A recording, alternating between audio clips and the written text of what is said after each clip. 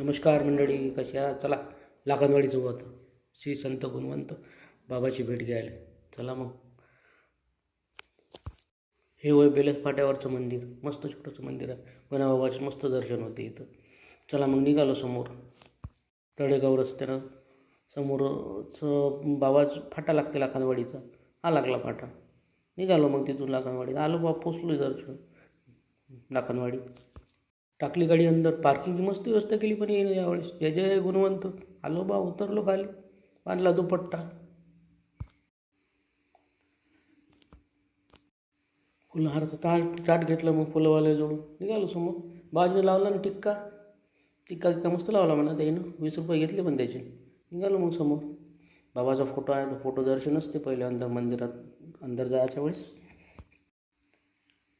घेतलं दर्शन, निघालो खाली. लई दिवस झाले ना गेलो नाही.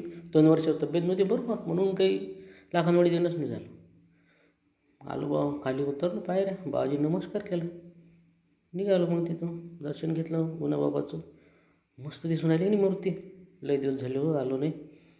घेतले बा, निघालो बाहेर. बाबाजीनं आम्हाला तिच्या शिदोरी दिली. बाहेरचं वातावरण पहा किती मस्त आहे. मस्त बांधकाम केलं यावेळेस. म्हणजे पहिल्यापेक्षा चांगलं दिसून आलं आता पहिलं. इथं बांधकाम चालू आहे वाटतं बहुतेक. तिथं मंदिर होतं बाबाचं समोर. चला मग सभागृहात. इथं अजूनही बाबाचा बिछाना आहे, दाखवतो मग तुम्हाला. चला. मस्त सभागृह आहे. लोक बसा उठाले, जेवण करतात मस्त इथं. दर्शन घेतात अंदर बिछाण्याचं. फोटो आहेत. नागबाबाचा मोठा काळी मूर्ती आहे. हे पहा फोटो. याच्यात आमचाही फोटो आहे, देवदासराव खजिनराव जाधवच्या नावानं. हे का बिछाना पुन्हा बाबाचं. घ्या दर्शन. हे होय शेषनागाचं मंदिर, मोठं जात. लाकडकानं कोणतरी कारागिरानं बनवलं असून ते. असं आहे ते सभागृह. निघालो मग आम्ही बाहेर समोर.